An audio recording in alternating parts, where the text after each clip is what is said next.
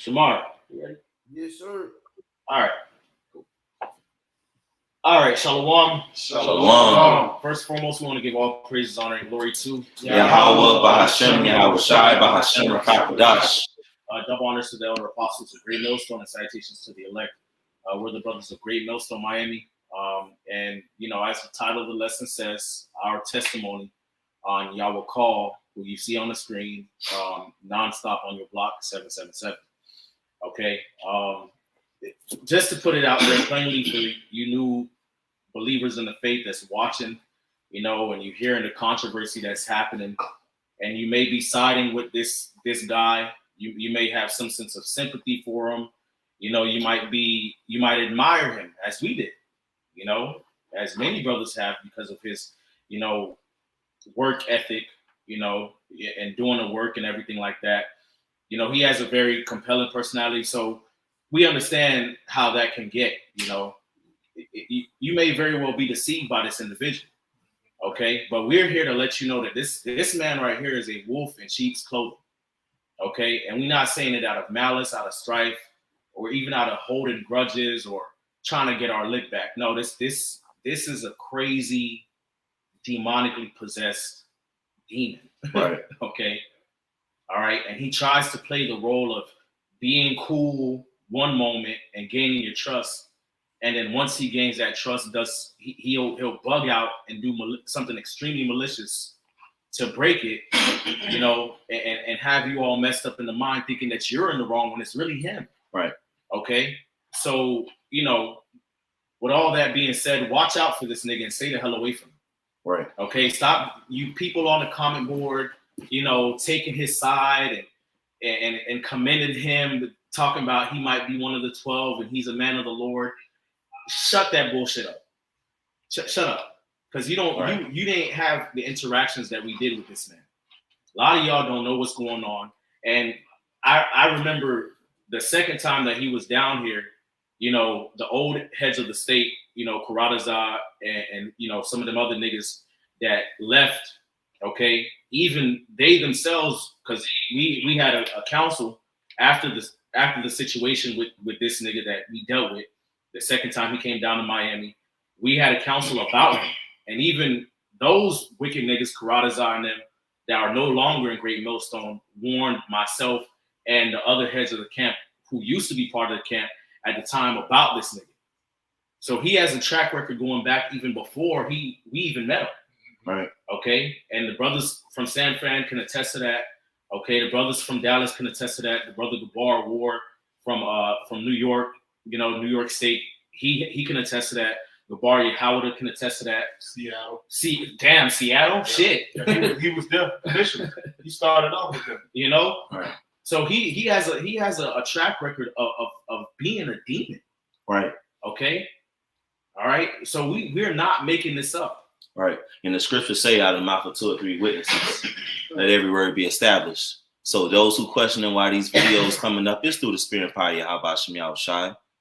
If you've been watching the Men of Great Millstone, if the spirit is dealing with you, you see how we get down, man. We about truth, about the truth. We don't give a fuck. Nobody got to say the truth is going to come out, and the spirit has this man being exposed right now.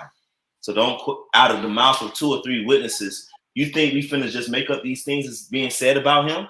Right. So if you're hearing these things, you should hearken and stay away.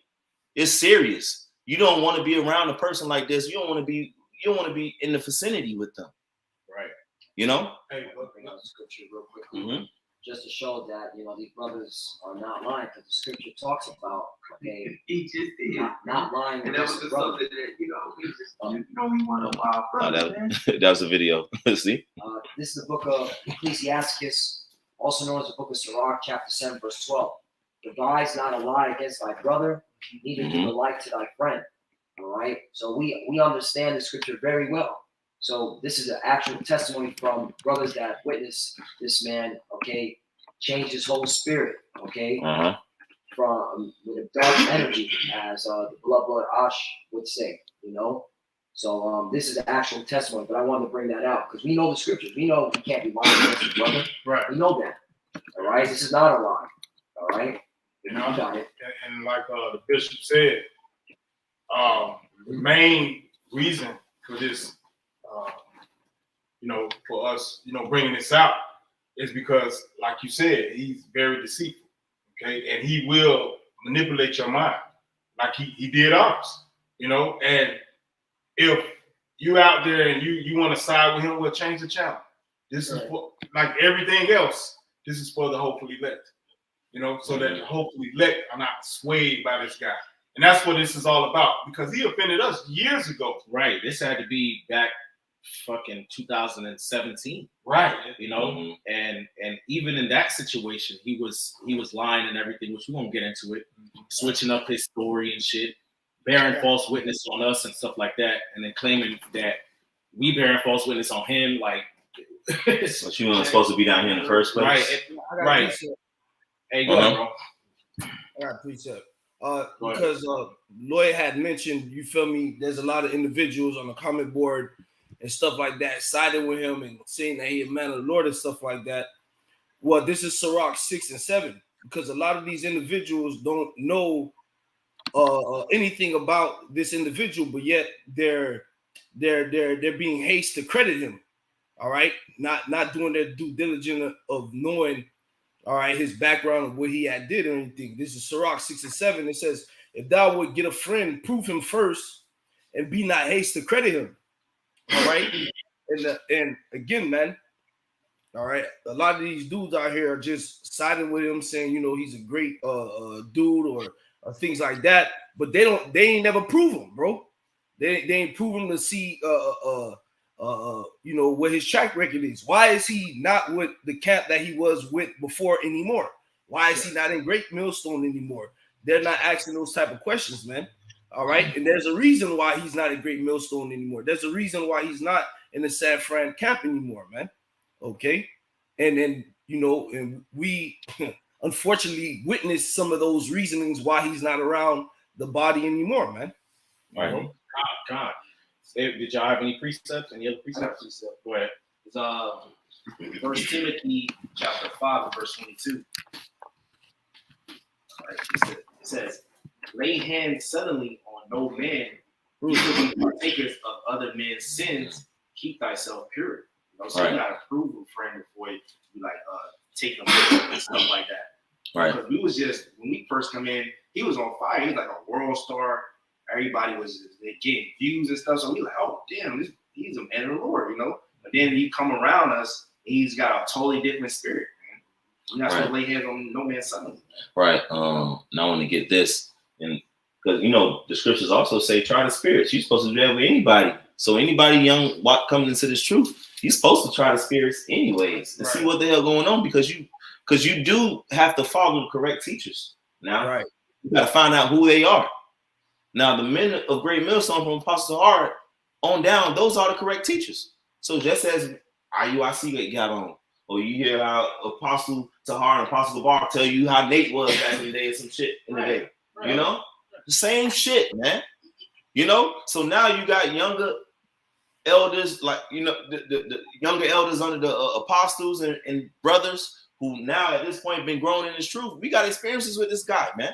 So therefore, Romans 16 and 17, now I beseech you, brethren, beseech you, mark them which cause divisions and offenses contrary to the doctrine which you have learned, and avoid them. Because when this man comes around, it's like, this ain't what the scriptures talking about. Here we go again. Here we go again. Right, now you gotta deal with demons, and you're a young brother dealing with this shit. The scriptures say avoid them. So that's why this lesson is coming out. That's why the spirit has this going on, because we fell back from the situation. But you about to hear multiple occasions of this shit, man. Right. Yep. Yeah. So basically, to begin this whole situation, y'all ain't got no more precepts? I got one, but I got some. Go ahead, bro. Proverbs 6. Because in Proverbs 6 and 16, I'm gonna start at 16, because when we get into these accounts, brothers are going to hear certain things being said about the individual, all right, and those attributes that he was showing mirrors this, man. Proverbs 6:16, it says, these 6 things doth the Lord Yahweh hate. Yea, 7 are an abomination unto him. A proud look, which that individual has. All right, a lying tongue, which that individual has. Because, bro, when we get into accounts, bro, you gonna hear some shit, and it's like, what the fuck, you know? All right, it says, and hands that shed innocent blood, a heart that deviseth wicked imaginations, feet that be swift and run into mischief, a false witness that speaketh lies, and he that soweth discord amongst brethren.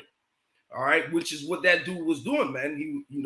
He was going around different places, man, and trying to through his demonic possessions, man, trying to turn brothers against each other, man. Bearing false witness, man, which the scriptures tell you you're not supposed to do that against your neighbor, man. You know, but you got it, bro. I was gonna get that lay hands on No Man Sunny and NLT. Go ahead, bro. Mm-hmm. I read for you. It's 1 Timothy chapter 5, verse 22. Never be in a hurry about appointing a church leader. Do not share in the sins of others. Keep yourself pure. Yeah, these people, these other dudes, these other Israelites, they see Yawakal and they look at him as a leader. You know what I mean? They like look under and they come up on him. But hey, you're supposed to know who your right teachers are. You got to prove the man's spirit before you just come on and just be with him and teaching him. You got to know that man before you partake in his sentence. Oh, right, yeah. Thank you. Go ahead. 2 John chapter 1 and verse 10. If there come any unto you and bring not this doctrine, receive him not into your house, neither bid him Godspeed. For he that biddeth him Godspeed is partaker of his evil deeds. So there you go. If somebody is speaking something that's contrary to the doctrine that our apostles and brothers taught us, you're not supposed to basically align yourself with that man.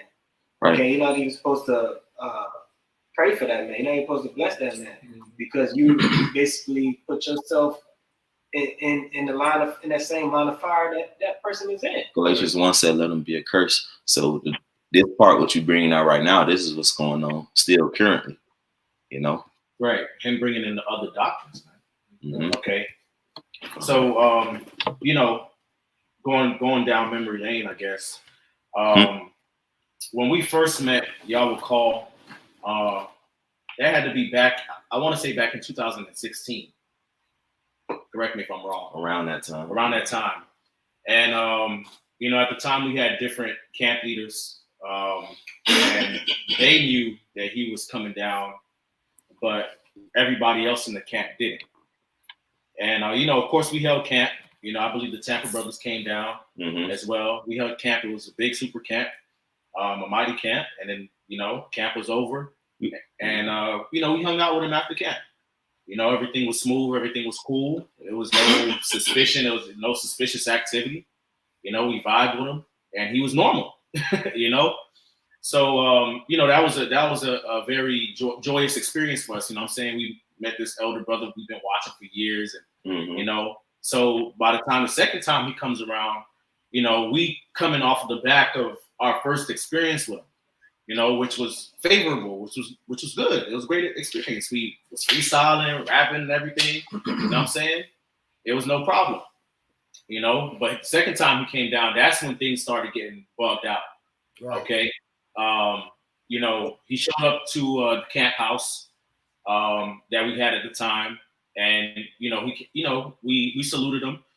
We did some videos. We was drinking and stuff like that. I want to say it was myself, Yerumia, Jeremiah was there. No, that was first. Yeah. Later on, that's up. Yeah. So, me and Jeremiah really met him first. We, took him around town, went to Paquitos. We always go to Paquitos and North Miami Beach, go grab some food when brothers come down. Drive back to the crib. Freestyle and everything. He heard, the brothers' beats. It was cool. Awesome. You know what I'm saying? It was awesome, drinking some tequila, vibing out, going through scriptures, Shamar pull up, going through scriptures and everything. And then the day that he came down, I believe it was a Thursday. And you know, so we didn't actually camp with him that weekend. But he came down Thursday, and later that evening we planned to vibe him. We planned to hang out and kick it with him at his Airbnb because he did have an Airbnb in Miami. So, you know, eventually, you know, brothers came through. I believe Vermont came through a little bit. No, after y'all took Paquitos, Yeah. he came back to the crib. Yeah. And me and him rode all the way from the crib all the way down there. You know, that's about a 40-something minutes drive. Yeah. Having a fucking good time. You know what I'm saying? Excited to see him. We get down there, and Karab meet us there at the Airbnb. So just us three vibing for a while. Everything vibe, a absolute vibe. You know? But don't get it twisted. That's the spirit of, you know, brothers in Great Millstone do have with one another. Shoot, if I could go to freaking in London for the first time, brothers probably gonna pick me up in the airport and shit. Yeah, brothers see about you, man. Yeah. You know? So, you know, later that evening, you know, all the brothers that were able to make it met him at the Airbnb. And he was trying to, you know, call our camp leader to come and hang with him and stuff like that, you know, and it was a little pulling teeth because the camp leader that we did have at the time, he was very difficult to get in contact with, but he was hit because he was a demon too. Right. but eventually, you know, our old camp leader at the time, he came through, and I think I had to go pick him up. Right? Yeah, you had to go pick Kamash up, and you know, eventually it was all of us at the Airbnb, myself, Shamar, you know, the old camp head, Ramat, you know, Karab, everybody, Kananat, you know, Jeremiah, Zakaria, Ash, everybody except Samat. And you know, Razan wasn't there and Kalan wasn't there. Other fallout. Right. Them two niggas. All right, but for the most part, everybody was there. You know, and you know, so we chilling and you know, we huddling up, you know, exhorting one another and everything. And you know, as that's happening, you know, the brother Jeremiah, you know, he has a seizure. Nah, so shit happened before that. Oh, shit happened before that? Nah, you good? Shit happened before that because I remember we was chilling and you know we was sipping, we was drinking, everybody was having a good time, and then he ended up because I remember I was sitting in that there was like this little standing off couch, like this one single chair, and I was sitting there, and while everybody was chilling, vibing, this guy comes to me and he goes, "Yo, Shamar, yo, I know you be going through shit and you be hurting. Man, these brothers got to step up and help you, bro." I'm looking at him like, bro, because I remember, if brothers remember, around that time, I was going through a situation. You brothers knew about it, but nobody outside of our camp knew about it. All right, and during that time, brothers was actually helping out. We was always here for each other. So it never really made it outside. So when he was saying that, I kind of was looking at him like, the fuck you talk about, bro? We good. You get what I'm saying? You know, if I got anything going on, brothers help me out. And if they got anything going on, we help each other out. You know, it's really no issue there, man. And then he ended up continuing on telling me how you should be the head. You should be the head of Miami. And I'm like, bro, chill. At that point, I was, you know, I'm gonna be real, bro. I was like, what the fuck is going on? All right. And then from there, that's when he you know, he jumped up and then he started calling shit out, man. Or supposedly calling shit out. Talking about, hey man, y'all see the brother Shamar going through shit. Ain't nobody fucking helping him. And I remember this day like it was yesterday because Osh had looked at me. Osh was giving me that look like, man, what the fuck he talking about? That look like everybody. And then I know brothers remember I had to like, yo, I had to stop him in the middle of his tracks. And I was like, yo, bro, you can't be doing that, bro. I was like, brothers help each other out. I was like, these brothers right here, I know for a fact they would give me their shirt off their back if it called for it, man. We always and yet the spirit within brothers was still contrite, right? Like taking heed, like listening, right. You know, this is the elder speaking, this our bro speaking. So we to that point we still like, you know, we locked in, you know, shit, you know, this is what we here for, you know, let's go, you know, let's do it, Right, and the reason why, because like that's one thing about being a man of the Lord. You can't be a bitch, bro. Like you got to be able to accept rebuke. Whether hey, the scripture speak about what suffering wrongfully. Yeah. Now we can't fathom why he would be saying that we're not helping Shamar, but we like okay, we all ears. You know, like talk, let me know so I can be better. You know, I hear you. So like I hear you, Karab, but the point is that shit was not true, bro. I know. Right. That's why we like, what the fuck? But now, okay, well, let's hear you out. Let's do it. Right. Which again, going back to the precept Shamar brought out, the lying tongue, okay, a lying fucking tongue, him that soweth discord amongst brethren, him that beareth false witness, man.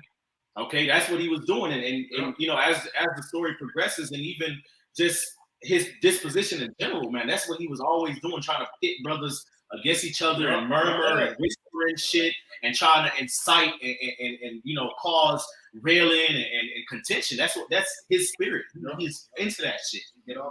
Okay, and you know, you see it even in his old videos with World Star, even when he's out there teaching. That's it. That's how he is. Okay, he incites. He starts. He a shit starter. Yeah, he a shit starter. You know.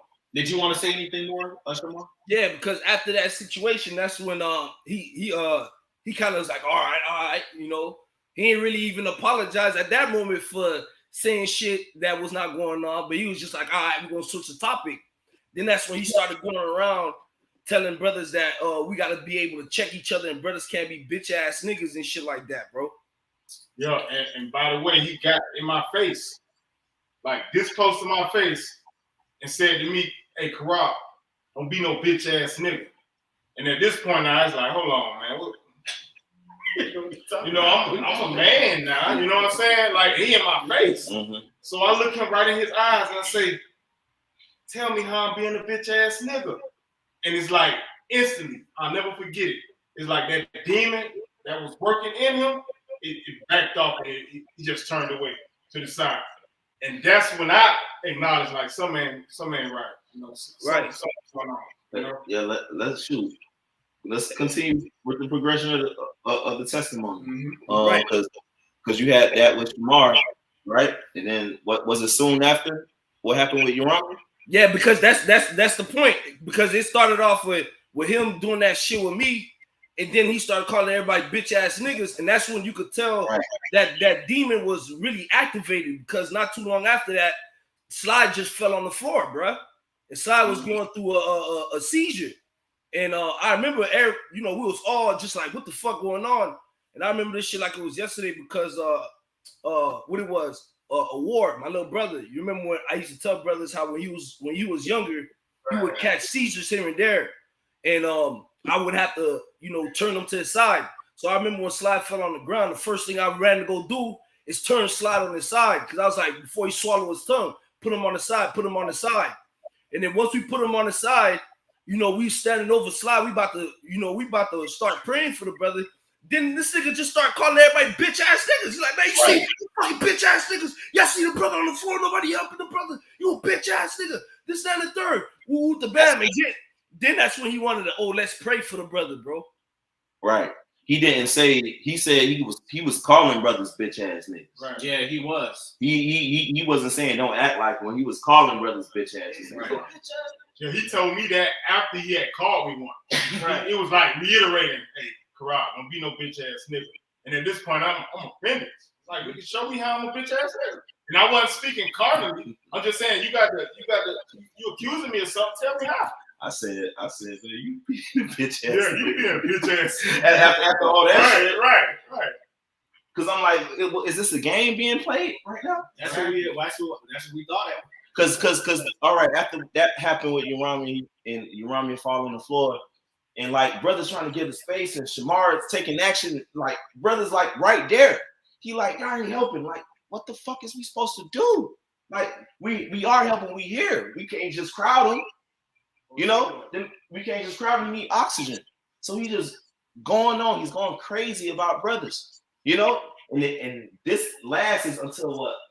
This starts at probably like 10 something. Lasts to like 5 in the morning. 5 in the morning. The whole episode lasted till 5 in the morning, bro. Because let it be known that we trying to get down to the bottom with it because, okay, at first this is our elder, and then it's like we're trying to get down to it with a brother. Like, okay, we finna try to, what is going on? Right. He's like, why is, you know, the camp leaders wasn't there at that point. He's like, where they at? Where they at? You know what I'm saying? Go get him, this is that. He's just fucking going crazy. He's going crazy on fucking everybody. Right. You know, but it started to get real demonic and sinister. Because at that point, Lawyer had sickle cell. That's a little later. That's a little later. All right, so all right. Well, we're yeah. What happened was we sitting there chilling, and then all of a sudden, like this, everything up.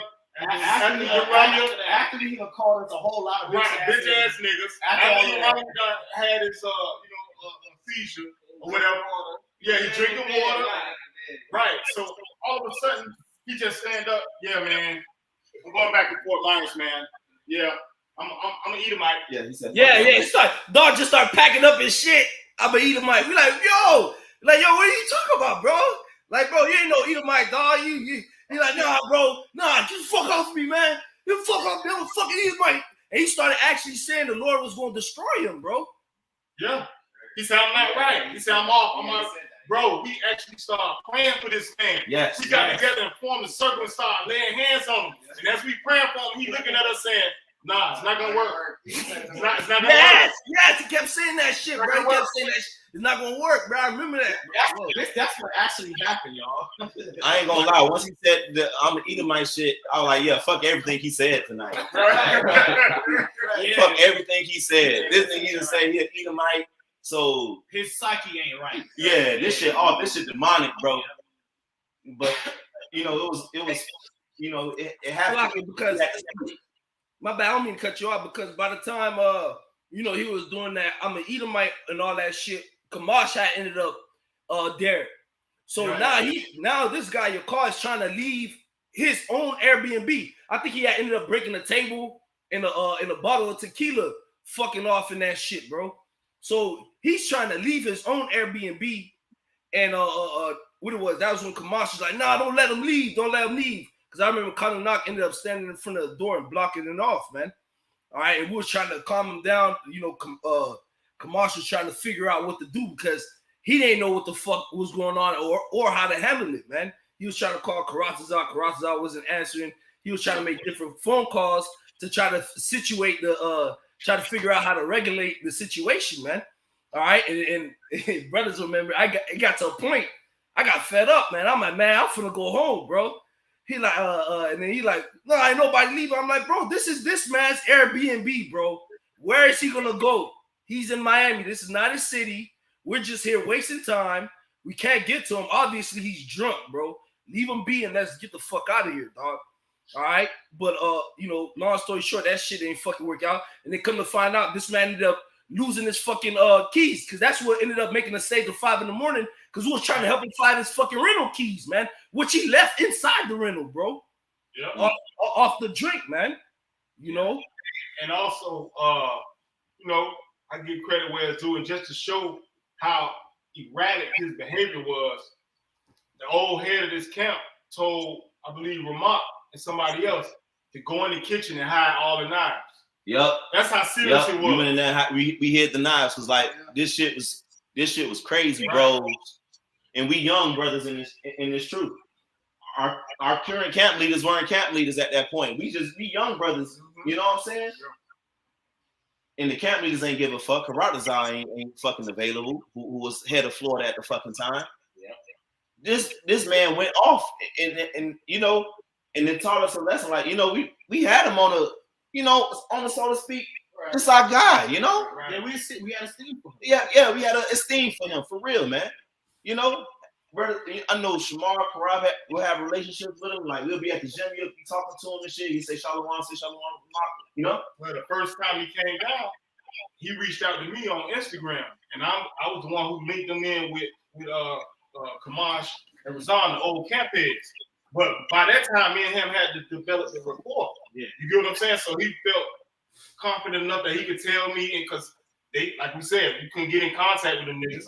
You know what I'm saying? So he reached out to me, then I linked him up with him, and then he had, remember Shamar? Remember I came to the crib, y'all staying there, you and Ramok, and I was like, well, I got a surprise for y'all. Yep. You know, we was elated about that shit, bro. You know, and like you said, the first time was, hey, it's a smash. You know, we had a great time. You know, but then at the second time, man, that was it. Really, more than anything, like we said, it was disappointing. Yeah. We were disappointed because like we were seeing them. Yeah. And this only the first time, bros. But I want to bring out the precept, Sirach 3:24. It says, "For many are deceived by their own vain opinion." Sometimes you think that you just some hot shit and you can just go and shit everywhere. And with everything that comes to your mind and your spirit, you just that proud, brother, that everything come to you is the spirit talking to you. For many are deceived by their own vain opinion, and the evil suspicion has overthrown their judgment. You know? So you have your own evil suspicions, anything that just fucking come to your mind, you fucking say. To the point where you offended greatly. But we still on the first part. Did you want to say what he said to you? Yeah, you know, because like brother said, you know, he was trying to leave, and you know, at that point when we saw how he was acting, we was really trying to be as compassionate as we could. Right. He's, you know, he was a guest in town, and we was hosting him. You know what I'm saying? So we were really trying not to let him leave, and God forbid end up hurting himself out here in Miami, acting crazy. So that's why I was like, okay, let's deal with him. Let's see, calm him down, see what's going on with him. You know, but eventually we just got tired of it, and then we left. You know, and as we leaving, you know, Rob and I are still trying to like pick his brain, like what's, you know, like because really we sincerely thought this man was having a demonic possession. Yeah, we really thought that's why we laid hands on him. Yeah, you know, and at this point it's still not adding up. You know, you know, so Karab and I trying to pick his brains and like, you know, see what's going on with him. And then, you know, he still, mind you, as we leave the Airbnb, he's still cursing brothers the fuck out. Yeah. You ass nigga, you this, that, third, yada, yada. And, you know, as I'm trying to talk to him, he tells me, which at the time I was suffering from sickle cell anemia. Okay. You know, I was really suffering from that. And I guess somehow he knew that because I never told him about sickle cell. I never told him. I don't know, maybe your rapport with him that might have came out, you know. Maybe, but I can't recall. But I never told him that. Right. And so he told me to my face, he said, I hope that shit that you got, that disease that you got, I hope it kills you. You bitch ass nigga. Okay? And I'm his witness. I saw him do it. And the face he had, it was like he whispered in his ear, I hope that shit kills you. Shit, we all were there. Yeah, and I heard it too. Very small Airbnb room. The Airbnb was basically like a little small studio room. Yeah. Right, but like basically this area. That happened outside. That happened outside, and you know, he said that shit, and I didn't give a fuck. So I just brushed that shit off. Yeah, he got demons on him, and you know, we gonna leave. You know what I'm saying? And so, you know, mind you, again, the whole time we were in the Airbnb, he calling us agents. He calling us bitch ass niggas. You know what I'm saying? We betrayed him. You know. If I may say, yeah, it went from him being an Edomite and him trying to leave, and we, you know, guarding the door. So it switched from that to we all agents and we trying to kill him. Right. And the Lord gonna give him the power to kill us. Right. When just a minute ago he was an Edomite. Right. Just a minute ago, bitch ass niggas. Right. Then he's an Edomite. Right. Then after all of that, now we agents and we trying to kill him. Yeah. And he's gonna give him spiritual power to kill us because we double crossed him type shit. Right. And he's asking the brother Jeremiah, oh, you gonna do me like that, Jeremiah? You gonna do me like that? You remember he got it. You remember he got Kalanak face too, man. Like he was about to do something to Kalanak because Kalanak was blocking the door, man. Yeah. He was telling Kalanak, get the fuck out of the way. And Kalanak was just like, yeah, do something. But he ain't ended up doing nothing.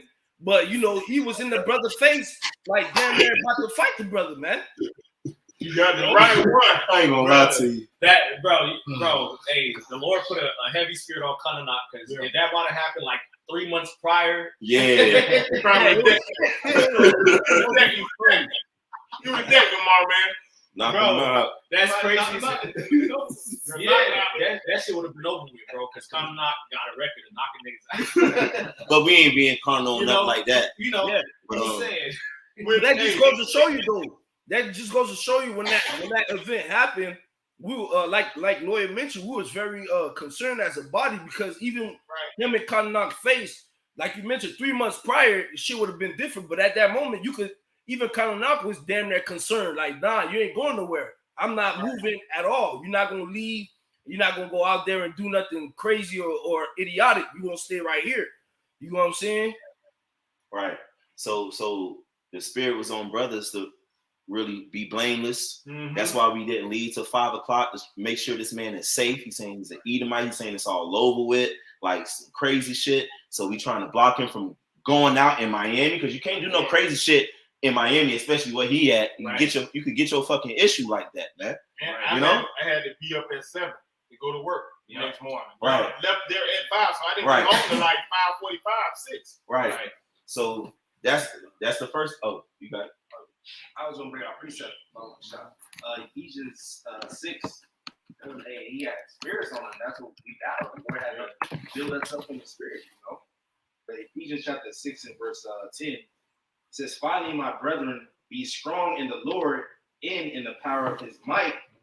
Put on the whole armor of the Most High, that ye may be able to stand against the wiles of the devil." The trickery of the devil, man. Basically, he had them spirits on us to make brothers fall out.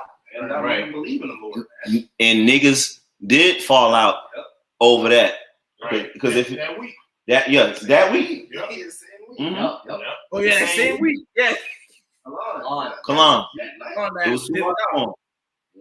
You know, and that night was a big eye opener. Like, boy, this truth for real, boy.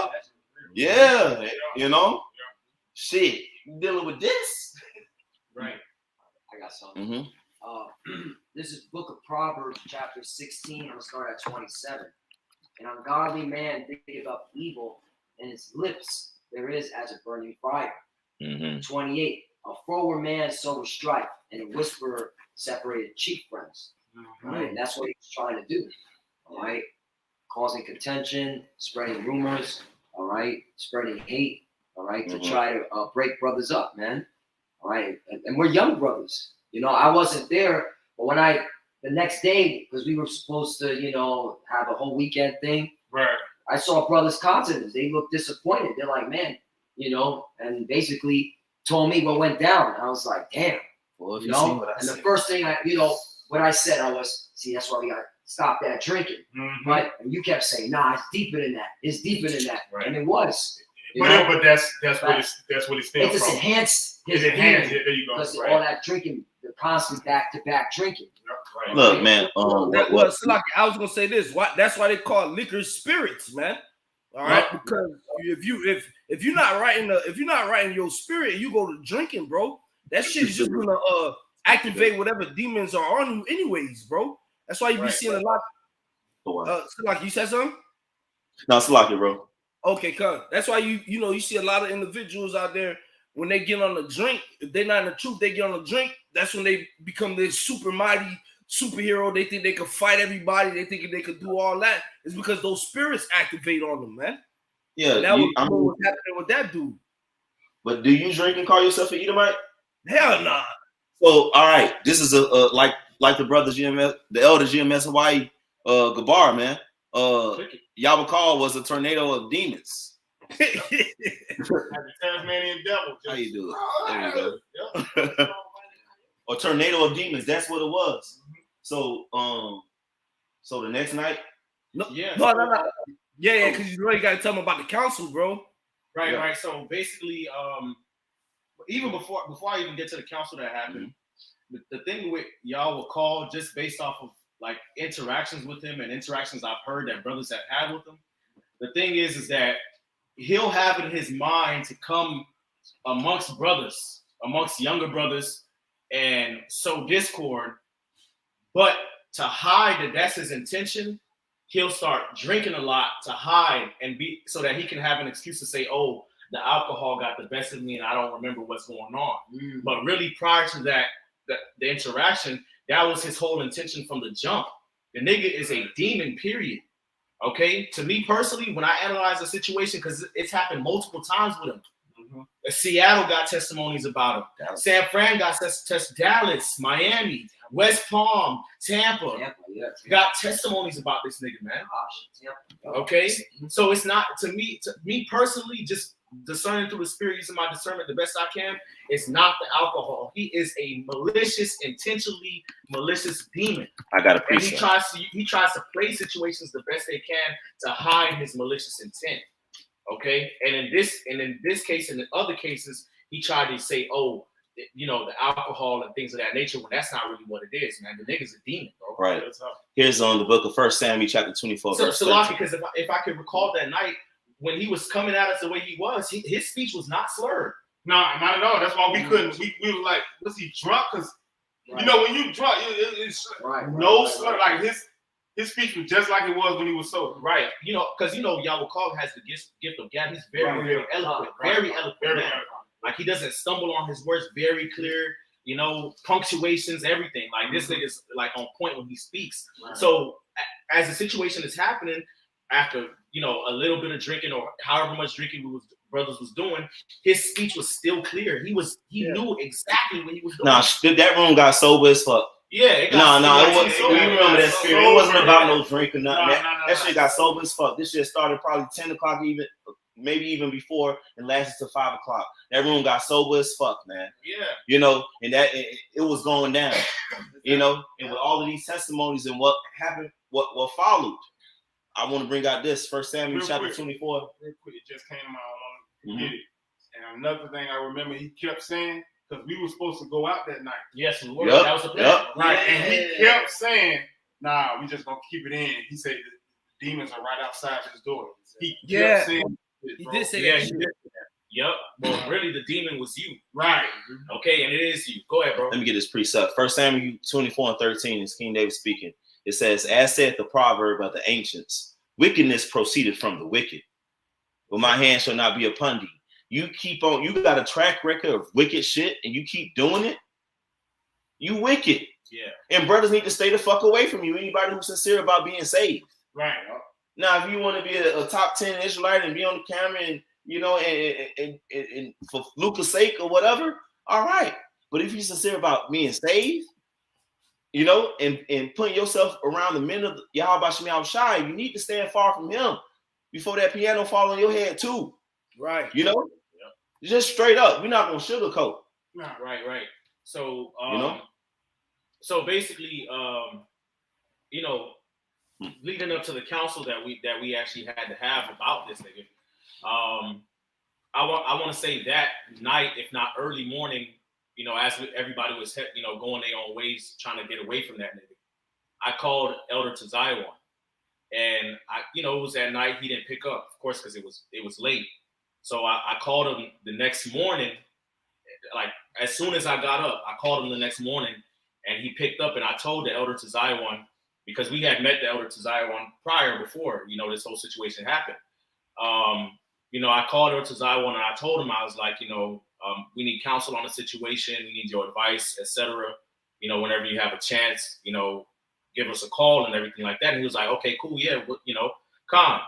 And so, you know, later that day, more towards the afternoon, you know, I get the news that there's going to be a council held between myself and him, the old camp at the time, which was Kamash, and you know, a couple of brothers from Chicago, Elder Uriah and Elder Yawakal. Boy wasn't part of it. Nah, Carruthers, I wasn't a part of it because you already know. Right. So out of sight, out of mind. So Carruthers, that's a little later. Right. But so we get in the council, we on a conference call and everything like that, and you know, one of the things that's told to myself and to Kamash, which was the old head of the camp, is, you know, during the council is, you know, Yawakal is a little one, and, you know, we heard that y'all said this about him, such as y'all called him an Edomite, and he thinks y'all agents, and, you know, what the band, you know, and so basically hearing both sides of the story. So they let Yawakal give his side of the story, and the nigga lied. Basically, the nigga said, you know, we called him an Edomite, you know, and in his mind, he believed that we were against him. You know, that was the narrative that he believed in his mind. And so, you know, he started, you know, he lost it. He lost control of his emotions, et cetera, you know. And so as I'm hearing him give his testimony, I'm like, wait, what the fuck is he talking about? When did brothers call him an Edomite? What I remember is that he called himself an Edomite, you know? So, you know, at the time I asked the brother Ramak, because I was so fucked up by what I heard. I put the phone on mute and I went to go ask Ramak. I said, Ramak, was there any time he called him Edomite? And Ramak was like, nah. Hell no. Because that's not what happened. You know, so the nigga's just lying. He on the council straight up fucking lying, man. Trying to throw brothers under the bus like we really did some type of harm to him or we was attempting to do harm to him or anything like that. That's not what happened, bro. Okay? And then, so, you know, of course, I give my side of the story and I tell the brother, Elder Uriah and Yakia, everything that the brothers are saying now. To the T. Everything that the brothers are saying now, we tell the Elder Uriah, you know, about how the day was cool. We met him, you know, we happy to see him, you know, we thinking this is a man of the Lord. We're gonna have a great time, you know, how we was enjoying ourselves. We went to the Airbnb later that day. We was planning on going out, and then all of a sudden he started bugging out. You know what I'm saying? He putting words in Shamar's mouth, trying to, you know, get everybody looking at Shamar some type of way. Right. All right, you know, the brother Yeremia has a seizure. He trying to get us to condemn our conscience when we're doing the best that we could possibly do. You know what I'm saying? He starts calling himself an Edomite. He calls us bitch ass niggas, trying to get all up in our face. Every brother face, you a bitch ass nigga, you a bitch ass nigga. Every brother face damn near in here, except for maybe Yeremia and Zakaria, you know. You know, he called everybody, oh, you a bitch ass nigga, you a bitch ass nigga, all these things, you know, all these things, and everything that he said to me afterward, and you know, and you know, the conclusion was that Yawakal was lying. Okay, and Elder Uriah knows me very well. You know, the brother Elder Uriah in Chicago, Elder Yakia, I've had a rapport with them going back years, even before I was in the camp. Right. Okay, Elder Uriah and we tight. You know what I'm saying? Like I never lied to him. And he said that he's like, brother lawyer never lies to me. Like I know for a fact that he's telling the truth. And so after I give my side of the story and Kamas gives his side of the story, you know, Yawakal finally admits that, oh, what the brother lawyer is saying is true. Wow, he said it in the council, like what the brother lawyer is saying is true. You know, what them brothers saying is true, but you entered into the conversation shooting straight lies. Movies, bro. Shooting straight fucking movies, man.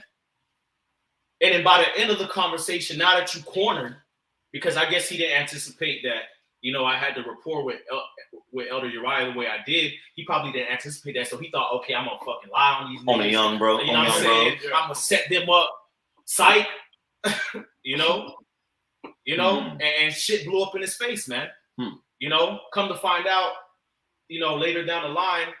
Because, you know, the Elder Monadazak Ainat came down to Zion, came down years later, I want to say back in 2019, early 2020. You know, they came down and he shot a movie to them and said that he thought we were agents and that we called him an Edomite. So he spread that lie around, man.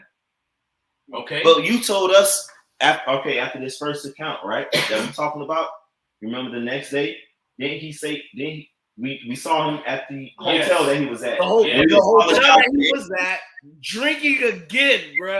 Drinking again. It ain't about the drink. No, I know, but the reason why I'm saying that is because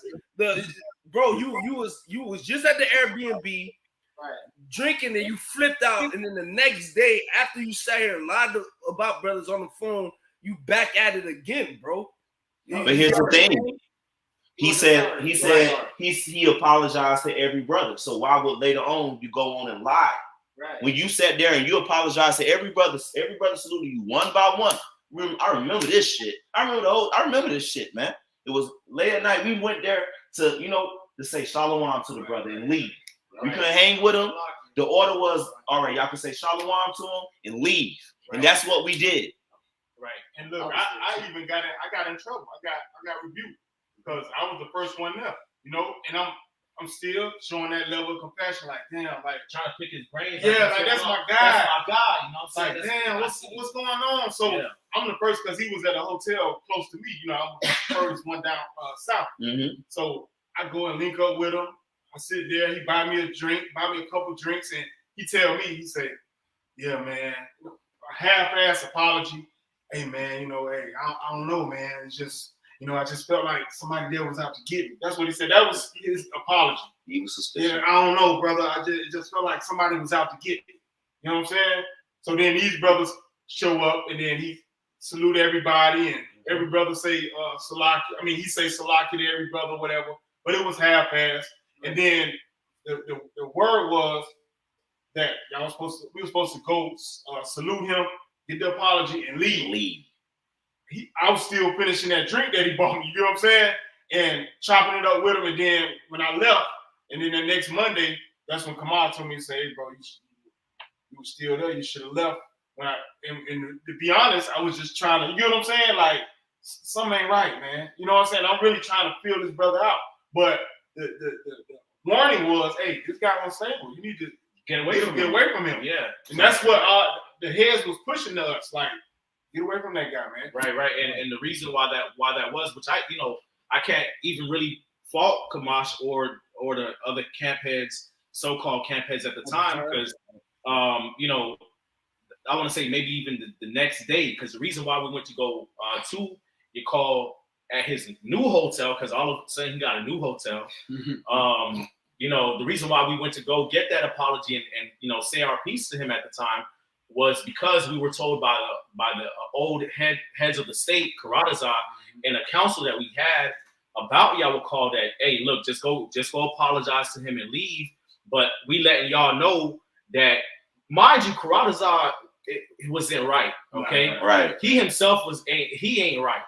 Okay, and the other heads of Orlando, they ain't right. But even they knew at the time that Yawakal had a fucking record about him, man. Yeah. Okay, that he was a fucking trailblazing, going around the earth ass demon sowing discord, man. Tasmanian devil. The Tasmanian fucking devil, man. Okay, going back years, and mind you, by the time this situation happened, it was 2017. So from 2017 prior, he had a record even before we met him. Yep.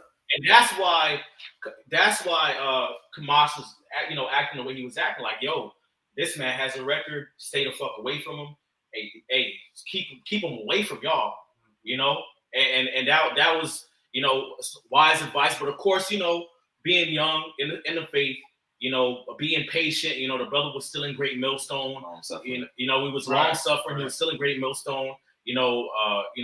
Apparently things got better with him. He probably called a few brothers, apologized, yada yada, and then he came back. I want to say in when was that? 2019 again, which is the third time he came down. Now the third time he came down to Florida, he came down to as far as the camps go, he came down to around the Tampa camp first. Right. Yep. All right. And the Tampa brothers have a testimony about him of dealing with this man for 3 days, and he was still bugging out then, man. Off his rockers. Okay, off his fucking rockers, man.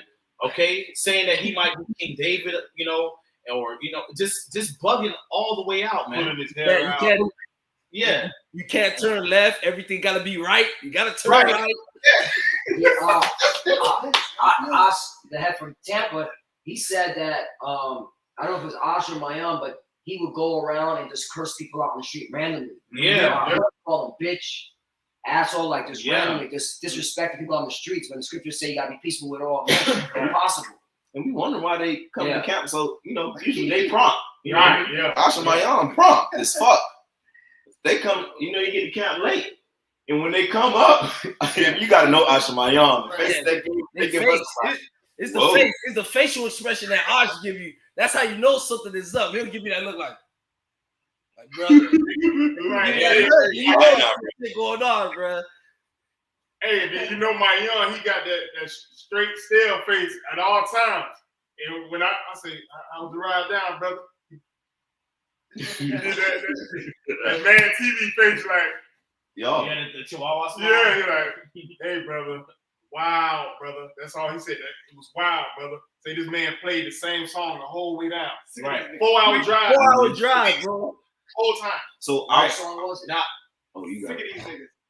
Drake song, I some help. Oh, Get rid of these niggas. Yeah. And the reason he was playing that because And nigga, we winning. in his mind he had like intentions on getting somebody kicked out. Right. So it's like I'm sick of get rid of these niggas. That was his mentality. Right. Like, Right. want to get people kicked out. Yeah, that's his mentality, and that's why he told the lies that he told originally in our second encounter with him. You know, but you know, when the third time he came down, Elder Uriah called me again, and he told me, "Hey, brother Yawakal's coming down. Keep a close eye on him." He said, "Keep a close." Elder Uriah told me this. Keep a close eye on him.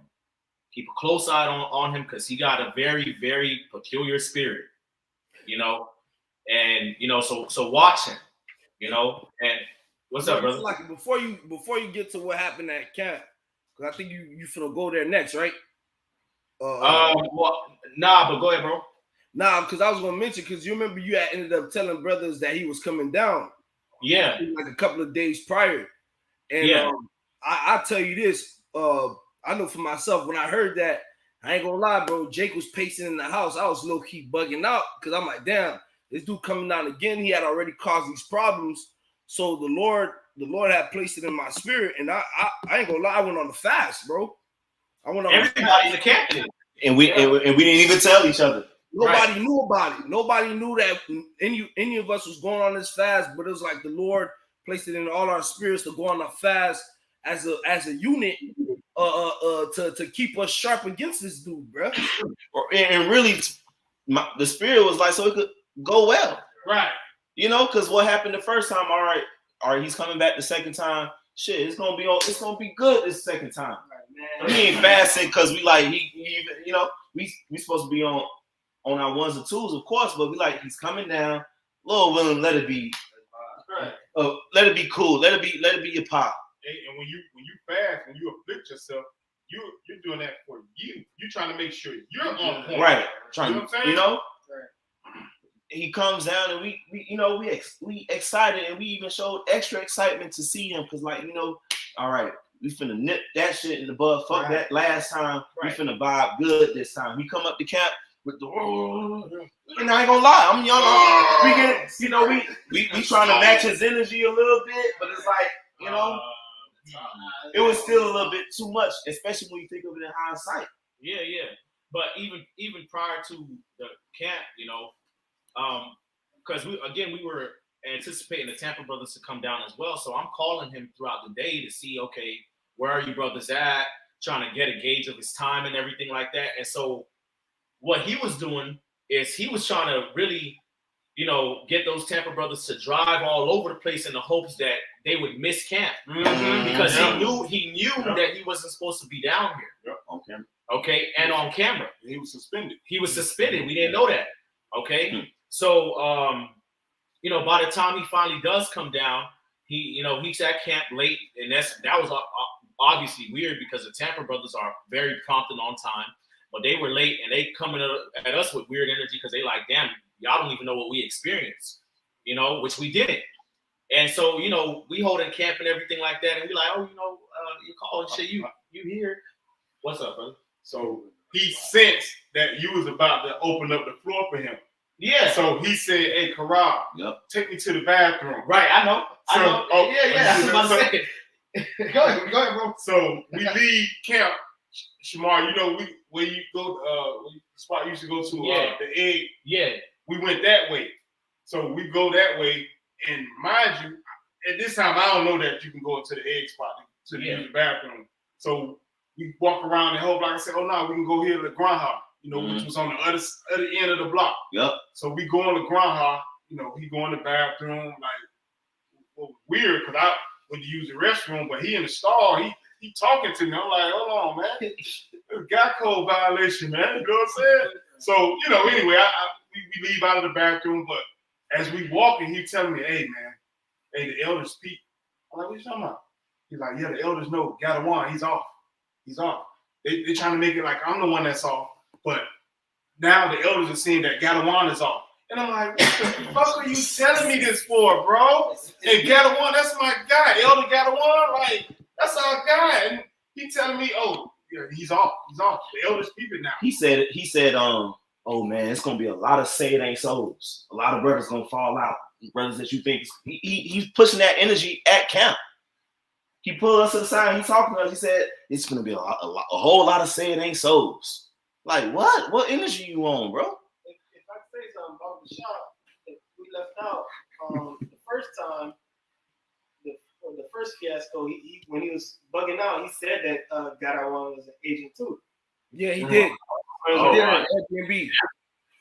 Yeah, he said that. He was calling us agents, and they said, "Yeah, Gadawan, he's an agent too." But bro, you don't remember you said you was an Edomite? Right. Yeah. 30 minutes ago. Blame it on the alcohol. But anyway, so as we walking, right, and he walking at a slow ass pace, you know what I'm saying? But I'm walking the brothers to the back, you know what I'm saying? He's dragging his feet. Right? But I don't notice this. So all of a sudden, his phone ring, and he look at his phone, and he do like this. This guy. See, we're not lying. So Who's this guy? lawyer, the bishop lawyer called him. He answered the phone, and he's like, what's up, lawyer? And he was like, where you at? Like, we about to open up the floor. It's time for you to speak. And he was like, oh, okay.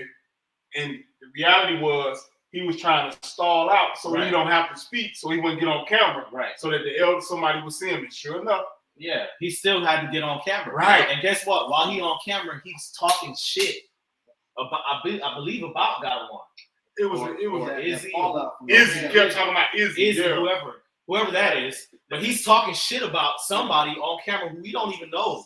Right. He's just cursing. He just snapping on somebody. We don't even know who you talking about. Right. Not He's to trying to step off camera and all of this, but by that time, there's so many brothers that he can't wiggle his way out of the range of the camera. Mm-hmm. And so you was gonna say something? I was gonna say, remember the offense that he did. To Kodash. We're gonna get there. Yeah. So as that's all of that's happening, finally he pretty much snared up. Okay. Right. Oh, well, shit. Damn, brother. What happened? I don't know who that is, but there's somebody on the comment board He said he tried to murder saying me in the spirit. Oh shit. saying that he's Izzy. So remember when Yawakal was down and he was talking about whoever Izzy? Yeah. I remember that. Apparently, whoever this is on the comment board, ears shall tingle. Okay, he's claiming that he's Izzy, and that Yawakal was trying to, pretty much, shit on the brother spirit type shit. Mm-hmm. I'm saying He had an infatuation with I Izzy. remember He that. just kept saying, I remember that. Izzy, he's out of there. He's out of there. The house of the song. Yeah, he's the house of song now. right, Like, bro. So that's what he's saying. But so again, as Yawakal is on camera, he's speaking, he's talking shit about Izzy, and as that's happening, he whispers, I believe to you. Was it to you or to Yeshaya first? Nah, to me, because the thing is, when he was on camera, he snaked his way out of the speaking. He snaked his way out, and I don't know. I can't remember if it was Mayim who ended up getting on next, or somebody else ended up speaking next. But after he slid it out of the camera, he pulled me to the side. He was like, "Hey, brother, who's that brother over there?" And I was like, "Who?" And he pointed at Kodash because you mentioned that Tampa was there, but West Palm was also at that camp too. Right. Yes, they were. You forgot to mention that. But he pointed at the brother Kodash. She was like, "Who that brother?" I was like, "Yeah, that's that brother. Brother Kodash. He's a fairly new brother at the time. The brother was fairly new. All right, he was in the West Palm camp. Good report. With the BAM, I kind of gave him a little rundown, and he was like, "Yeah, that brother's a rat. He's an agent." I was like, "What?" He was like, "Yeah, that brother agent. I could sense it. Yeah, agent, man. Get him out of here. Get him out of here." I like, "Get him out of here? What do you mean?" I'm like, "The brother is in the camp. They all roll together." He was like, "Man, tell Yeshaya to get him out of here. Take him back. Take him back. I don't want him kicking it with us when we fellowshipping after camp." And I was like, "Bro, what the fuck?" So now it's like it's on me to have to go deliver this news to Yeshaya, bro. I'm like, damn. Tell them how far though. Like this ain't No, around the corner. we was in downtown Miami. West Palm is already an hour from a county line, which is from the crossing between Miami-Dade and Broward. So that was about an hour and 30, hour and 40-minute drive, bro. Right. Almost, you know what I'm saying? And so, you know, I had to go sit, you know, I had to bring Yeshaya to the side and let Yeshaya know and Quadash know how this man, you know, mindset was, man. You know, that hey, Quadash, I had to, and you know, I had to calm the brother down. I was like, hey, Quadash, bro, you know, I ain't trying to offend you, as Salakia for saying this, but this, you know, this dude say he thinks you're an agent. And Quadash was very, very upset, bro. Yeshaya was very, very upset. You know, because again, that's Yeshaya's man's. You get what I'm saying?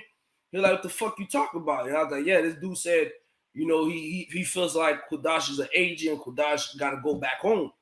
Yeshaya was like, what the fuck? So you want us to take him home? I was like, hey, and I remember I told Yeshaya and Quadash, I said, look, whatever's going on now, the Lord is going to reveal it. Don't worry about it. Don't trip on it. Maybe it's the Lord making you leave for a reason. And which, come to find out, it was for a reason, because later on that night, you know, his demons activated again, man. You get what I'm saying? Yeah. So, which I was gonna get to the West Palm brothers, but you know, Spirit moved, you know, different directions. But you know, so basically, camp is over, and you know, we getting ready to go vibe with the brother later that evening. And so I called Elder Uriah because we had to stop by a gas station. I forget which brother I was with, but we had to stop by a gas station. I called Elder Uriah and I told Elder Uriah what happened with Yawakal and Quadash. And he tells me, okay, we're going to get to the bottom of it. And so I perceived, you know, because later that night, as we was going to get bottles, which mind you, we had a wine store, at a bottle store. He buying up the whole fucking store, man. Bro, like 7, 8, 9 fucking bottles of tequila, bro. We're gonna have an all-star weekend, bro. I'm like, what the fuck, bro? It's about 14 of us, and he buying like 7, 8, 9 bottles of tequila, right? Yep. Okay, and you know, as he doing all of that shit, I get a call from Elder Monadazak. And Elder Monadazak tells me to pass Yawakal the phone. And so by this time, Yawakal knows that he's been caught. Right. You know, and he's like, oh, Satan. You know. He said these demons. These demons. When he was talking about the elders. Right. About that was trying to call him. And then so he got caught, and you know, long story short, he had to leave, man. Right. Okay. He had to fucking leave, man. It's a lot. Hey, if I may say, I remember when you had told him this phone call, and he was like, these demons. And I remember I came to you, lawyer. I was like, bro, who is that on the phone? Who are you on the phone with? He was like, he on the phone with Elder Monadazak. Bro, after you told me, I was like, bro, this dude really called the elder a demon. Then he goes and tells me that the elder, but how he said it, he was like, them demons been trying to call me all day.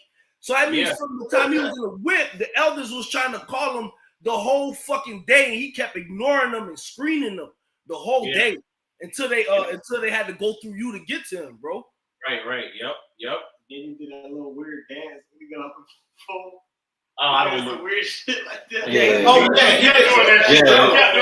yeah, he did some weird dance. Yeah, like that. What's next? What's next?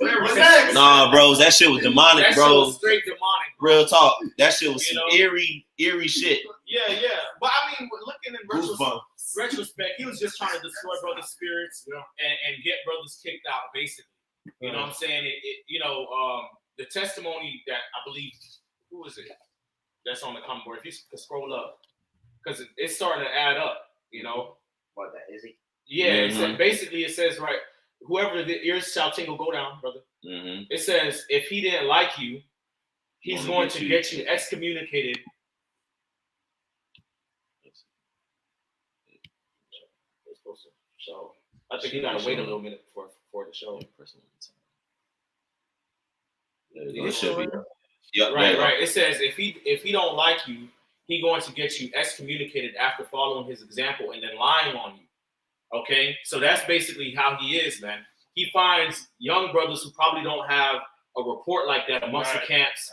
Okay, and then so he'll try to set them up and put them in a situation that's volatile, hoping that they respond, out of ignorance or naivety, or respond rashly in the hopes that he can point the finger at them when really it's him. He's the problem, And looking in retrospect, analyzing the situation, even the second time we met him, and our first demonic encounter with him happened. That was really his plan, because he's the one who suggested a lot of the alcohol. And he's the one that was in brothers' faces, calling brothers bitch ass niggas and all these type of foul things, man. So what he was really trying to do was to see if we would lose our patience and lose our cool and actually get carnal and respond to him carnally, man. Okay, all right, and actually put hands on him, man. Which hey, the Lord put a certain spirit of patience on us to where we don't respond that way, man. Okay, but he was hoping for that in the hopes that he could, spread around a lie. Oh, those brothers in Miami, they hit me and they did this and that to me. You know what I'm saying? But that didn't work. So he didn't have that lie to tell. So he went around saying that, oh, we agents and we called him an Edomite, this, that, and the third. When none of that even happened, man. So he really backed himself into a corner, man. And now he's trying to play cool and trying to play innocent when you're a big ass fucking demon, man. And the third time you came down here, you was trying to play that same game, sowing discord, lying, trying to murmur and whisper, okay? And then later on that night, trying to get the drinks, hoping that something carnal would happen again, okay? But that didn't happen. The Lord stopped you twice, nigga. I got a precept. Here's the book of Ecclesiastes, chapter 5, verse 1. You have a lot of apology, man.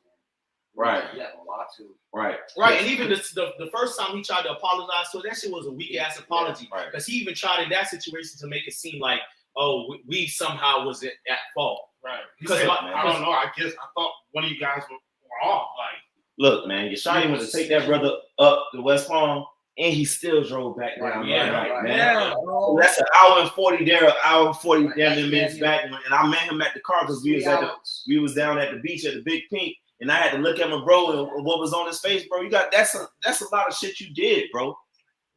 Shit. The fact that Yeshua drove down to the beach, that was more than an hour and 40 at that point. Because I forgot what was going on that weekend, but the bridge was kind of packed getting over, bro.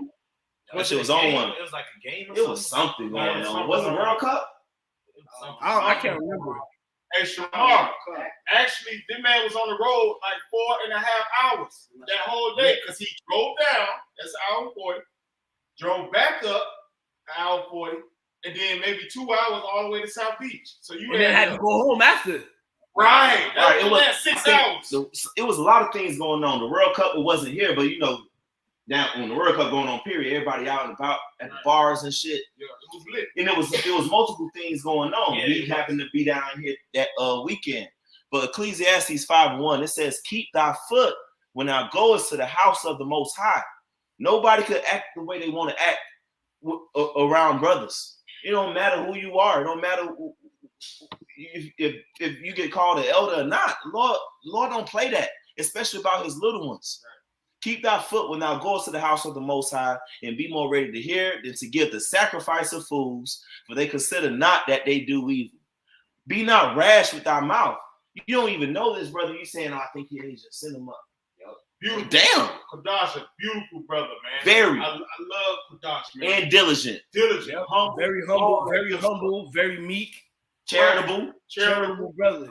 Man, come on, bro. Like the spirit, It says, "And let not thy heart be hasty to utter anything before the Most High, for the Most High is in heaven, and thou upon earth.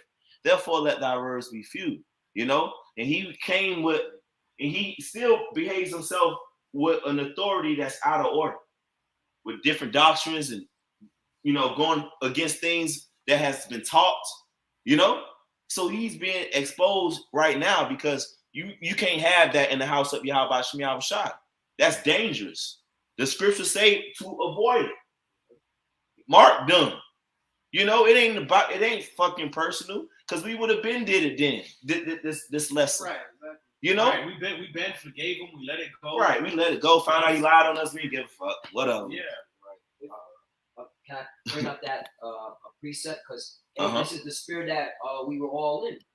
This is Book of Matthew, chapter 18, verse 21.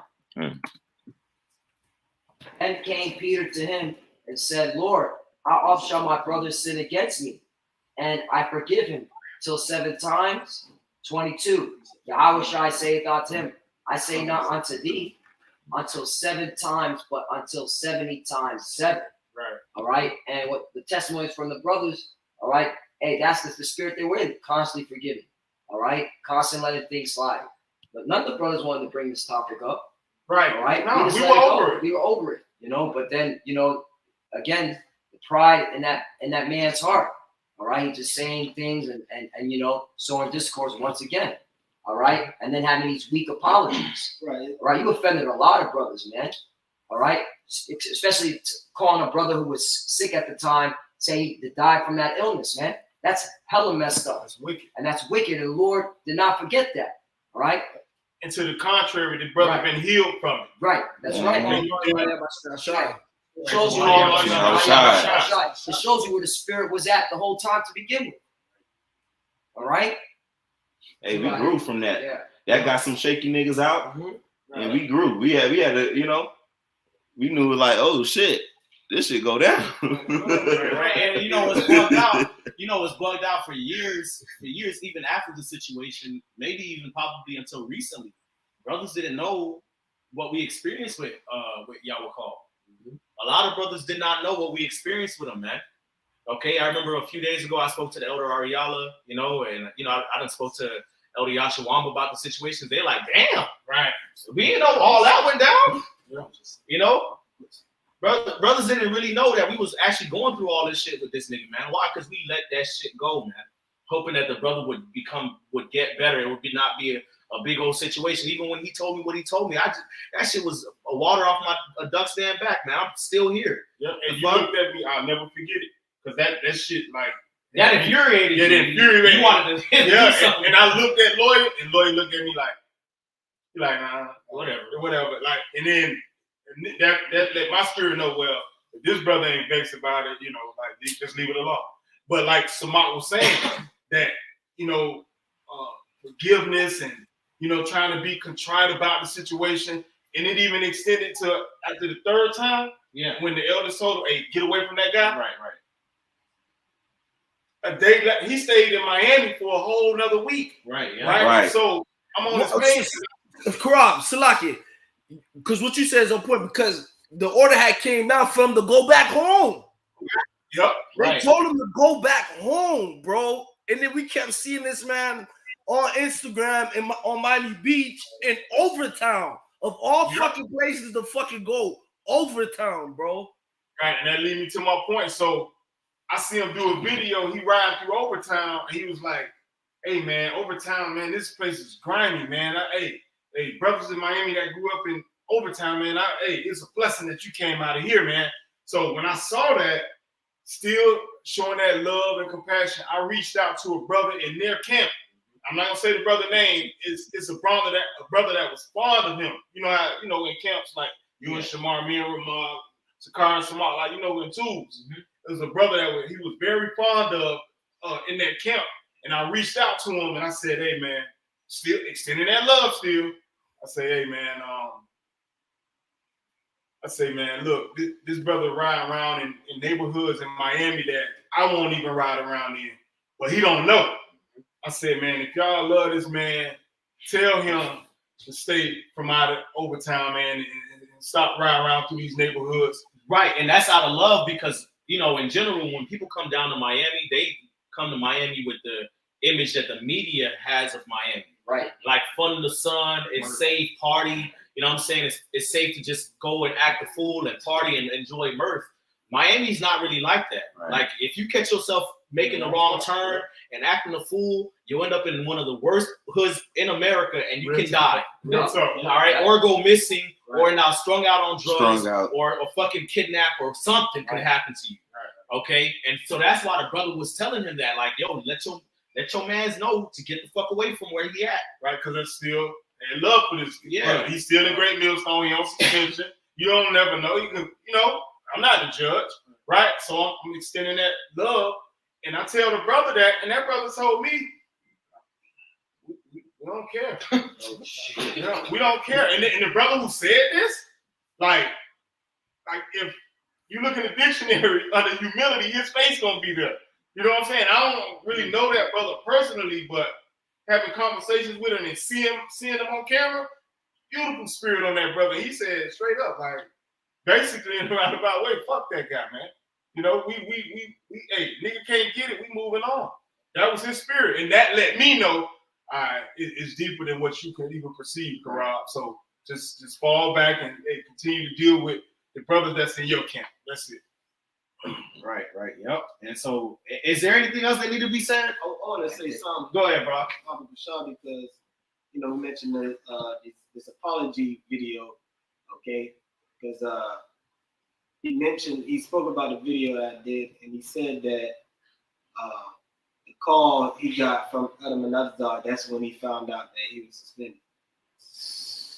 Nah. So he's still lying. Right. He's lying. An apology video. Nah, I was gonna say, nah, bro. Hey, if a motherfucker say that, bro, and bro, that's a lie, bro, because the actions that he showed that whole day proves that he knew something was up and he knew he was supposed to be there, bro. Right. I knew. You was dodging the elders. You know, saying these. What you saying? These demons trying to call him all day, right? And when lawyer called, he said, "Oh, this guy." Right, and you can tell he was hiding, like not trying to get on the camera. Right. So for you to say that now in this latest apology, Hey, brothers, y'all stay away. Stay away from You coming into this truth, real talk. It ain't even just about him. The true teachers of Yahweh Shai are the apostles and the elders of Great Millstone on down. You know, and the spirit dealing with you, you're gonna recognize that, man. You know, the spirit gonna lead you to the apostles and the elders and the brothers in the different camps and bishops and the elders. It's gonna lead you to what's right, man. It's not gonna lead you to him. If you being led to him, pray. Yeah. It's 2 Thessalonians 3 or 6. Let me.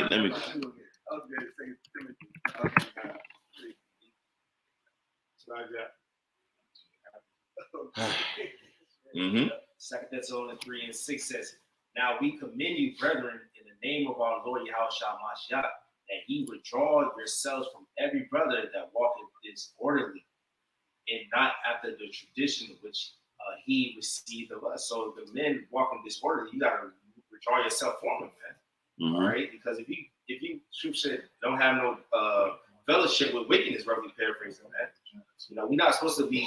If the men walking disorderly, not according to what the apostles and elders, because we seen how the apostles, the elders when they came down, how they act. Right. They didn't act like that. Right. Read the next verse. Okay. Verse 7 it says, "For yourselves know how we ought to follow.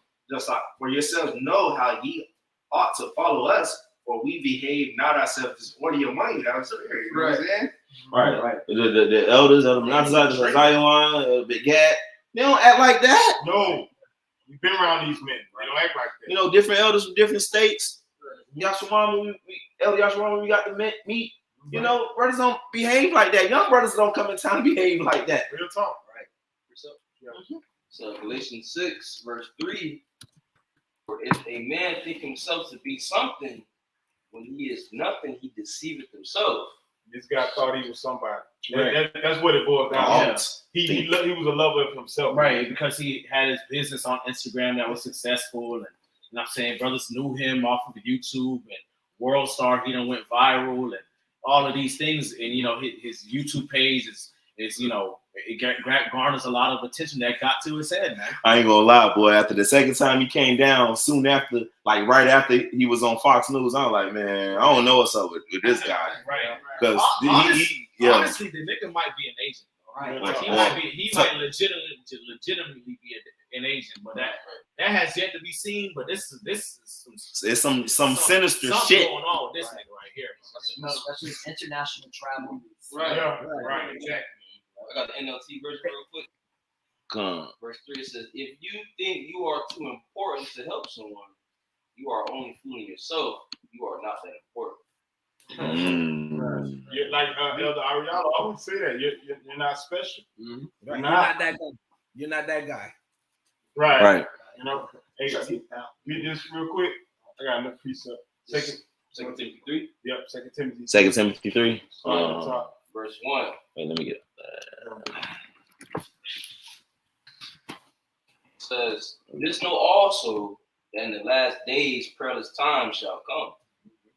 And we're definitely in the last days, and we're seeing the approaching of perilous times. You got it, brother. Verse 2, "For men shall be lovers of their own selves, covetous, boasters, proud, blasphemers, disobedient to parents." Right, disobedient to parents, to the elder apostles. Proud, boasters, lovers of their own self. Right. Mm-hmm. He fits all of those attributes. Right. Unthankful, keep reading, brother. Unholy, Unthankful, unholy. without natural affection. Right, so he doesn't have that natural affection, that brotherly love. He don't got that. Truce breaker, Lying ass nigga. false accuser, Lying ass nigga. and conscience, fierce, That was fierce. That nigga was fierce. Bold fella. despisers of those that are good. That nigga was always growling. Let's go. Like, nigga, are you a dog? Are you okay in the Are head? you okay, brother? Like, the fuck? It says in the NLT in verse 3, they will be unloving and unforgiving. They will slander others, have no self-control. Right, yeah. Yeah, That's him. That's him. No self-control. Fierce. Go ahead, brother. They will be cruel and hate what is good. Uh-huh. Said jump down to 13. Yeah, jump to 13. Oh no, No, keep going. Shit, verse 4 in it. That's the key word right there.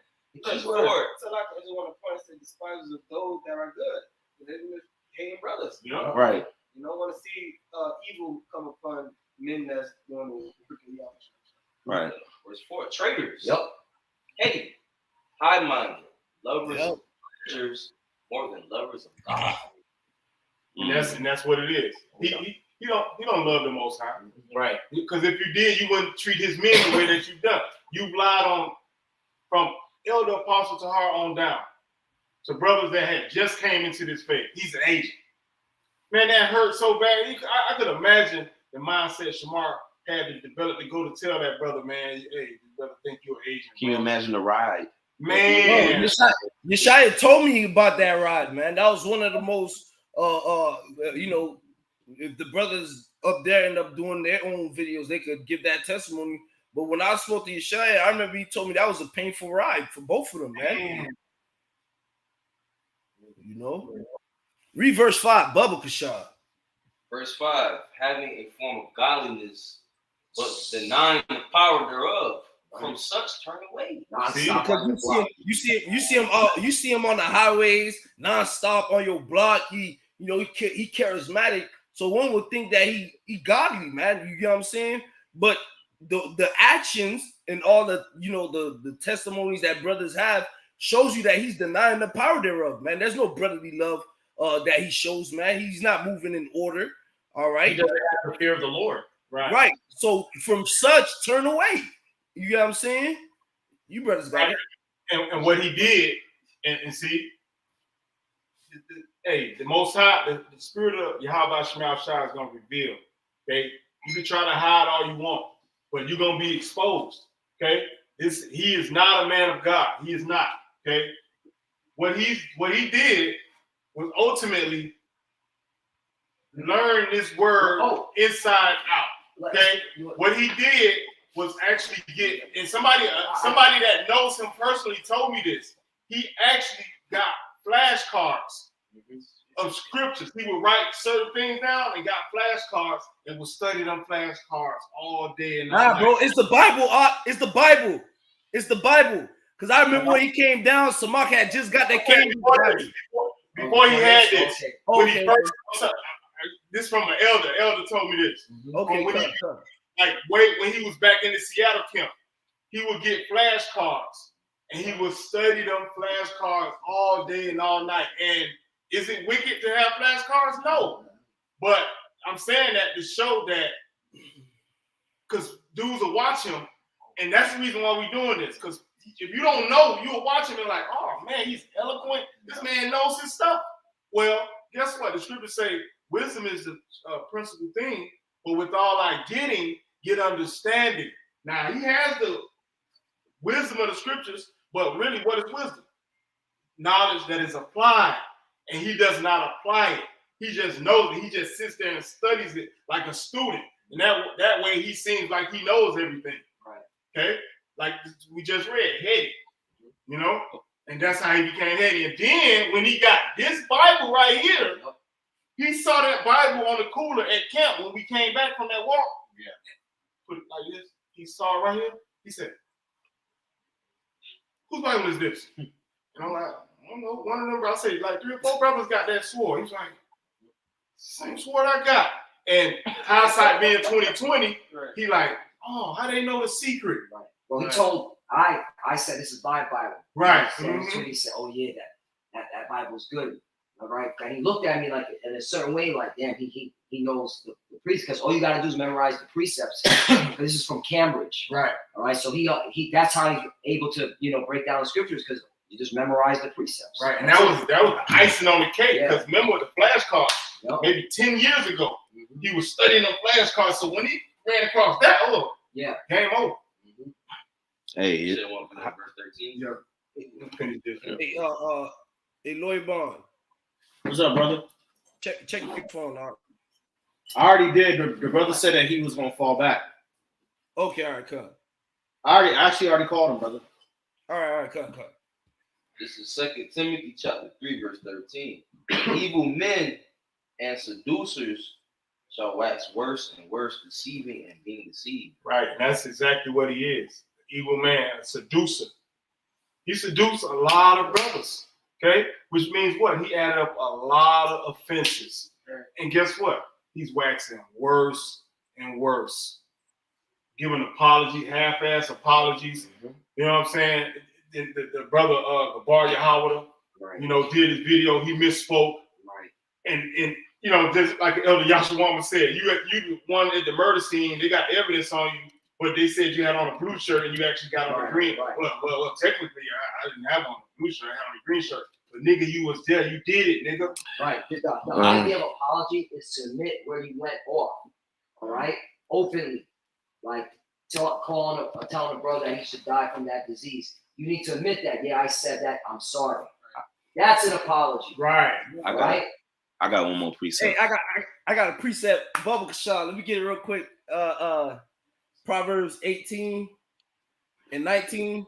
Because this kind of backtracking a little bit, because Korab had mentioned how he had talked to the brother in his old camp, and the brother was like, man, fuck it, he don't care, right?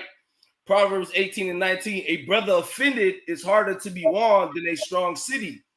And their contentions are like the bars of a castle. And the reason why I'm bringing this out is because the brother's sentiment was because of all the shit that dude did in the bank camp, man. You get what I'm saying? All the offenses that he had, had towards the brothers, man. Got to the point that the brothers was like, man, fuck you, bro. But that was it, though. You got it, man. Hey, and that brother told me, like, he's a brawler. Everywhere they went, he had to diffuse fights. Yep. Some of them he diffused, some of them he couldn't. Okay? And one time, remember on crutches? He got his ass beat in the bar. And he called me, and telling me about, and guess what his response was? I guess dude's been watching the videos, out there in Sacramento, and I was at a bar, and they saw me, in the bar and everything, and I guess they're jealous of me, so they saw me getting all the women and stuff, so, I go downstairs, and the guy snuck me, you know what I'm saying? But yeah, they're just jealous. They've been watching the videos, and come to find out, the reality is he was badgering people, talking shit to people, and they beat his ass. I wanted to bring this out on 1 John 3 and 10. It says, in this the children of the Most High are manifest, and the children of the devil. Whosoever doeth not righteousness is not of the Most High, neither he that loveth not his brother. And he has a track record of really just spreading out, just his demonic demon, and really, being contrary to brothers, man. Contrary to brothers, man, and sowing shit, So it's clear to say it's a ant sign on him. No, don't go that way. Right. And it's crazy because you know how earlier we mentioned how that shit that he had said towards Lawyer, from my recollection, you know, in the chat with the head bros, that's not the first time he's gone around and wished death upon brothers, man. All right, he's actually wished death upon certain brothers, all right, and their children before, man, whose houses he entered into. So that ain't right, bro. You get what I'm saying? You're supposed to be, you know, brothers, and you know, the scriptures tell you the world is supposed to know that you are of me by the love that you have towards one towards another, man.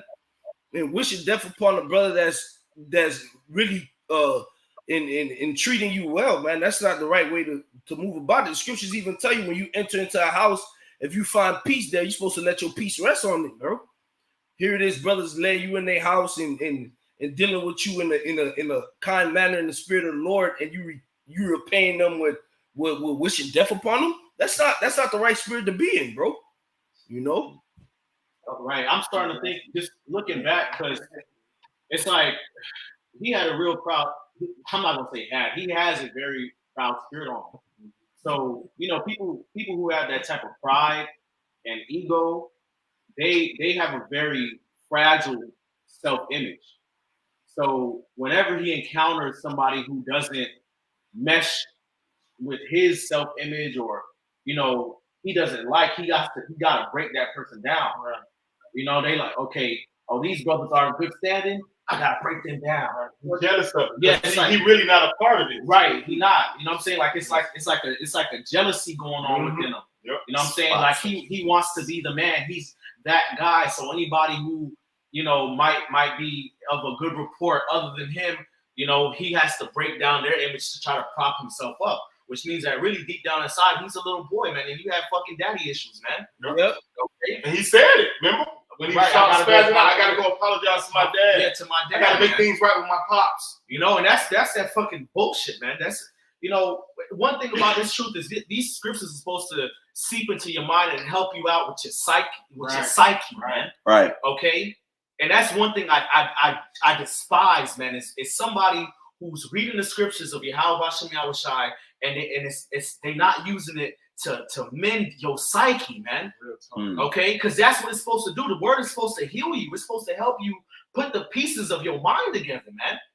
Okay, and that, you're not doing it. You're using the scriptures for fame and clout, and you're using the platform of Yahweh Shem Yahushai, because that's really the platform and the foundation of what we're part of is Yahushai sacrifice. You using it to prepare your own self-image, man. Because you want to be the guy, man. You the man. Go ahead, bro. The brother GMS 4 wins by Thamian. Sirach 37:19. There is one that is wise and teacheth many, and yet is unprofitable to himself. It says, there is one that showeth wisdom in words and is hated. He shall be destitute of all food. You know? Shalom. Right. Ear shall tingle, you know, Isaamoth, whoever that is, he says that, you know, he had been dealing with Yawakal since 2009. Mm-hmm. So again, this man has a history going back to damn near around the time he even came into the faith, man. Okay, 2009 is damn near 2020 fucking 4, man. And you still doing bullshit, man. You know? And the reality is, as the scriptures say, open rebuke is better than secret love. And this is what this is. And you got a slew of it. Right. Now, the reality is the gates of mercy are still open. Yeah. So, unless you repent, that's going to be your condemnation. For me, I'll tell you this. I wouldn't tell any brothers that touch him with a 10-foot pole. No, stay away from him. Nonetheless, that's between him. Because this is marking someone at the same time. Because what we went through, we want brothers to have to go through that, and you don't have to, because you got your teachers. Your teachers not hid in the corner. The apostles and the elders of Great Millstone on down. These brothers, the Lord already got it set up, the order. He already got what it is, so it ain't even personal. It is what it is, man. Right. So you got something, Z? Sirach chapter 1, verse 30. Well, 29. There you go. Sirach chapter 1, verse 29, it says, "Be not an hypocrite in the sight of men, and take good heed what thou speakest." Man. So you can't be an actor, man. You gotta take heed what you say, man. By their words thou shalt be justified, by their words that thou shalt be condemned. Verse 30 says, "Exalt not thyself, lest thou fall, and bring dishonor upon thy soul, and so the Most High discover thy secrets." Now your secrets being exposed in front of the whole congregation, man. It says, and cast thee down in the midst of the congregation, because thou camest not in the truth to the fear of the Lord, but thy heart was full of deceit. We don't want to have that spirit. None of us want to have that spirit. That's why we doing this lesson, but this is a lesson for all Israel, Right, man. exactly. Of how not to be. Yeah, you're right. You know what I'm saying? This ain't, look, the spirit go away and listen. You know, this is for brothers that's in good standards that believe to understand how not to be. Okay? Because edification has to come from, you know, here at Great Millstone, if we speak on somebody, it's to edify the flock. God. Yeah. Yeah, I think that's it at this point. Yeah. All right. So, hey, with that, you know, Lord willing, this is edifying. We want to give all praises, honor, and glory to Yahweh, Shai. Double honors to the elder apostles of Great Millstone, and salutations to the elect. Kwame Yasharala. Kwame Yasharala. Baba Ball. Shalom.